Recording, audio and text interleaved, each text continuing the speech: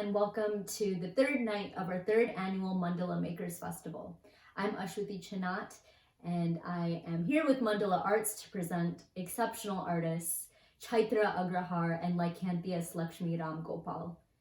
These two artists are presenting great sets where they showcase their exploration of their disciplines, experimentation, and collaboration with other artists. The festival, of course, is virtual, and we appreciate you all being here live to support these artists. We really, truly miss the energy of having active witnesses in our work, and for you all to be here just encourages the artists to keep exploring their work during this time. The Mandala Makers Festival serves as a unifying platform for the South Asian diaspora, and it is an honor to be able to present the range of artists who so deeply know their forms and find personal expression in cultural arts here in the diaspora, and to bring them all together in one space that is supportive and inclusive. To further support our festival artists tonight, Chaitra and Lakshmi, please go to makersfestival.mandalaarts.org, check out their work, support them here on out, and make a donation to support them and the other artists that are performing during the festival, as well as our operations. Mandala, again, is proud to present these artists. We are excited, and thank you for being here. We hope you enjoy.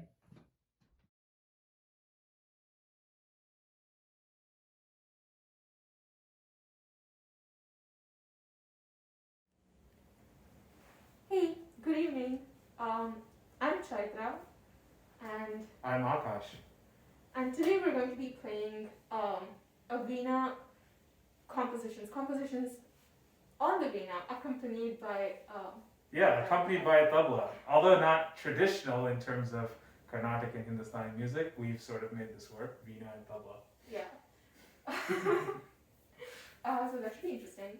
Anyway, so the Veena is mainly a Carnatic instrument, and it's kind of based on the human body. So like if you stand upright, it's supposed to resemble the human body, including the number of rib cages and rungs of the spinal cord here. This has 7 strings in all, 4 main strings and 3 sympathetic strings, and they can be tuned to sa pa sa or sa ma sa, depending on the ragam and how you play it. I didn't know that about the analogy with the human body. That's pretty interesting. Yeah. It is in raga Hamsanandam. Hamsanada means the sound of the swan, so to say. Not to be confused with Hamsanandi, which is a different ragam altogether.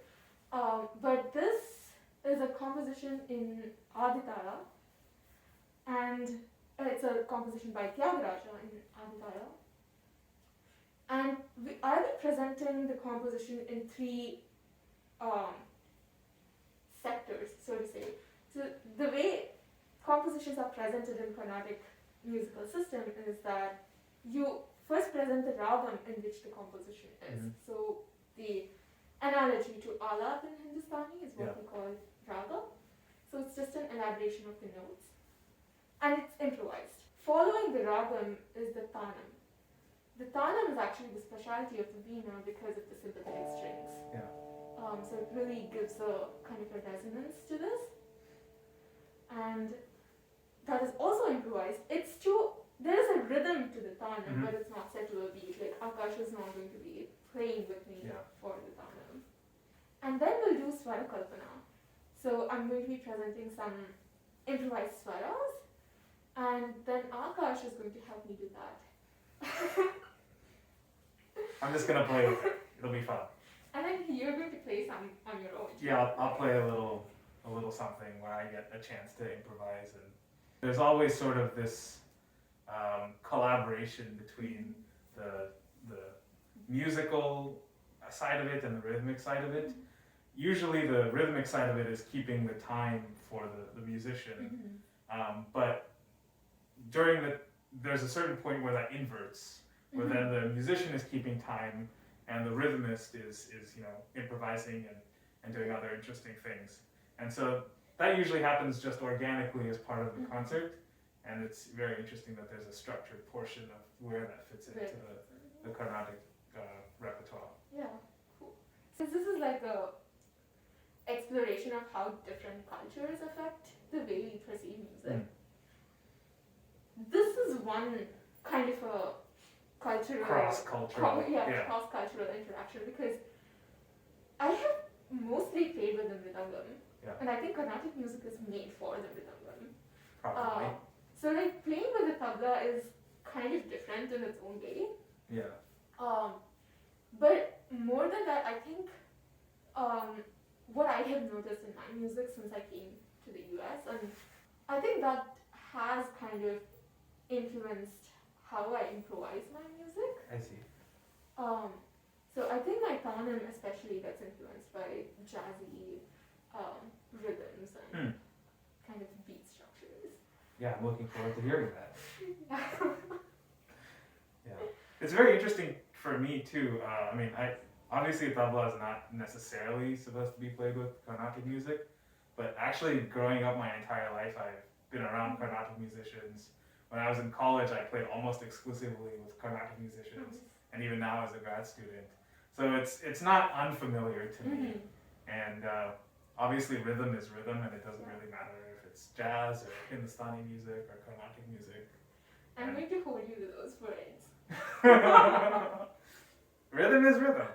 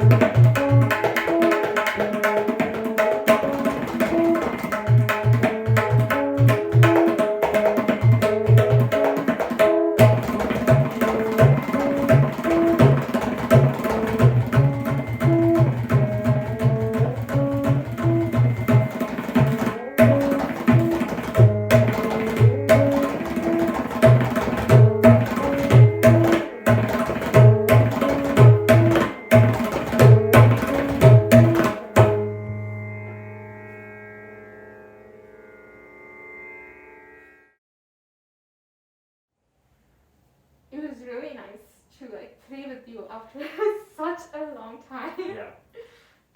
Thank you, pandemic. But No, thank you, pandemic. thank you. Thanks everyone for listening. Thank you for tuning in. We hope you enjoyed.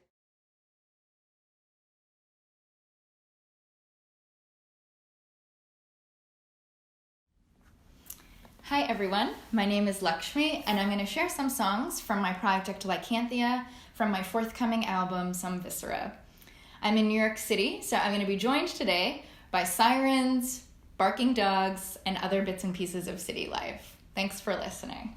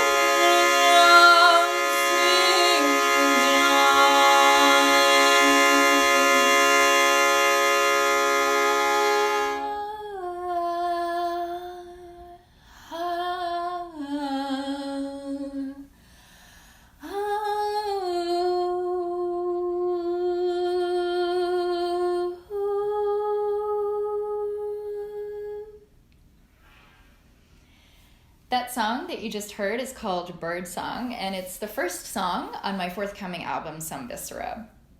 Now, as some of you probably know, I usually perform with an ensemble of artists who play cello or violin, who sing with me, and who also dance with me, depending on the performance.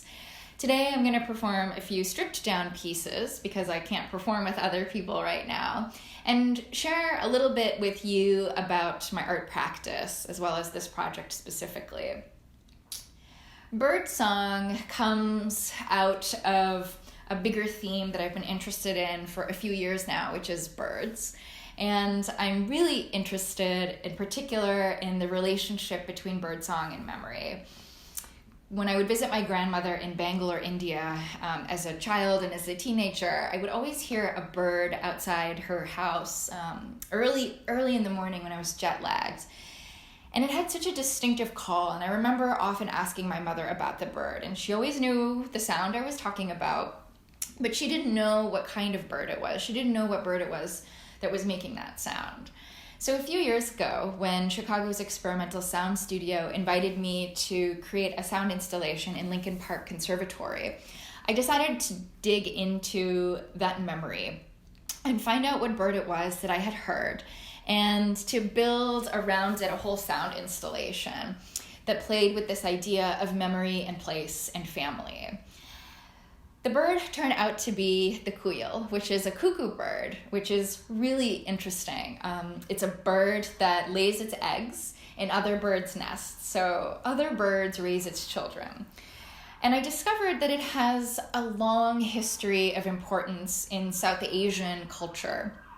In reading Sanskrit poetry from India's medieval period to research this sound installation, I noticed that the kuyal actually comes up as a bird that doesn't know itself because it never knows its parents. So this bird has become really important to me, both as a signifier of a memory that's really, really deeply valuable to me because I connect it with my grandmother, and as a symbol of a sort of greater sense of who I am and my own cultural origins. So that's the bird that you heard mentioned in Bird Song. Bird Song is also a lullaby, and that's another theme that I've been really interested in over the last few years. I grew up hearing my grandmother and mother sing lullabies to me, and being able to sing lullabies to my two little nieces has been an incredibly beautiful part of becoming an aunt. So I wanted to write an album of lullabies for my nieces and also for my grandmother, who passed away a few years ago. So Bird Song is the first of those lullabies. This next song is the next lullaby that I wrote as part of this project, and it's called The Nightingale. Something I have been long interested in is the stories that we tell about the women in our family. And my grandmother was someone long known in my family as a beautiful vocalist, someone who had just a powerful, incredibly delicate voice. And so there were times when she was actually referred to not only by members in the family, but people outside of our family as a nightingale. So even though the nightingale, as far as I know, isn't endemic to South Asia, it is a bird that has a lot of personal significance to me. So this is a lullaby for her, this woman who helped my parents raise me. One of the ways that I like to build my music is by using improvisation. And this comes from my own background in Carnatic music and Bharatanatyam, which is a form of classical South Indian dance. Both of these cultural forms use improvisation as a way to explore a particular song. And I have long used improvisation in my own art practice as a way to constantly renew my music, to feel a sense of rebirth every time I perform it. Improvisation played a big role in my performances back when LYKANTHEA was an electronic project, and it's a big part of my work now because it's an opportunity for me to really feel everything that I want to feel in a particular song, and a chance to convey some of that emotion to anyone who's listening to me. So you're going to hear a little bit of that in the middle of this next song, The Nightingale.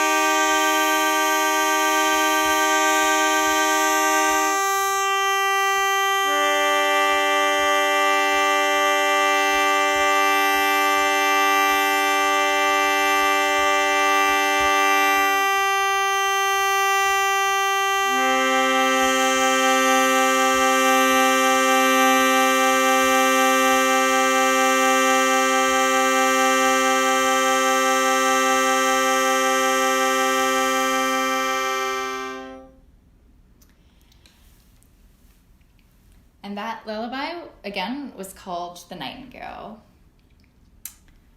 Something I want to share about my art practice is the very important role that this instrument plays in it.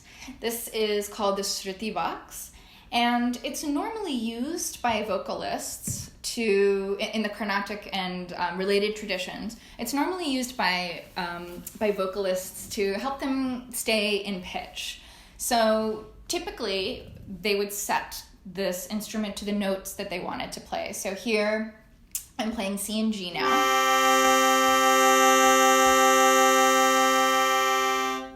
And that would be played in that configuration for the duration of the song. A couple of years ago, when I was still focused on electronic music, I was mostly performing with MIDI keyboards and guitar pedals that I used to manipulate my voice. And after a few years, I began to feel a little bit disconnected from the work I was doing. I really wanted to feel as if I was really physically giving more of myself to my performances. So this led to the incorporation of the Shruti box, and I would play it while I was, performing my electronic sets. But what I loved about it was that it added this kind of organic element to whatever song I was playing it with. And over time, I started to focus on it more and more and more. Eventually, I just ditched the electronic accoutrements of my practice entirely and started performing with other vocalists and stringed instrumentalists with the Shruti box as the sort of primary anchoring instrument for the whole piece or for the whole performance. And at the same time, I started to incorporate movement into my performances as well, drawing on my training in Bharatanatyam.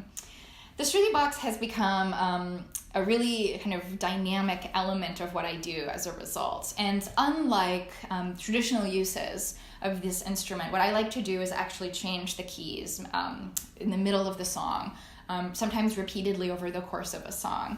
So this non-traditional use, along with kind of actually playing the instrument, has given me a really kind of new way of physically experiencing my music. And in a way that feels, in terms of sound, really deeply in touch with the kind of music I was raised with, which is primarily Carnatic music.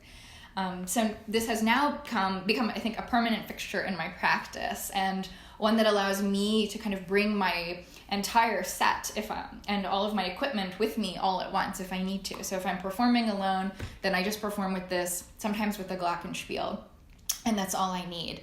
It has such a rich, enveloping, complex tone that it works really, really well all by itself as a central instrument, which I think is a really kind of fun, dynamic shift from how it's usually used, which is as simply kind of a support or accompaniment kind of instrument. I'm going to play one last song for you, and this song is called Water, Wind, Waves, and Snow. And this is a song that was written about a year ago, or which I first started to write about a year ago, and which I finished only recently. And it's a song about the end of a relationship, and a relationship that represented a lot of really important dreams for me in terms of the rest of my life and having daughters of my own, which is something I've often thought about in the years since my nieces were born. And so this is a little bit of a lullaby to myself. So the first song I played for you today, Bird Song, was a lullaby for my nieces. And the second, The Nightingale, was a lullaby for my late grandmother. And this one is a lullaby for me, for lost dreams, and for helping them to sleep so that new ones can take their place.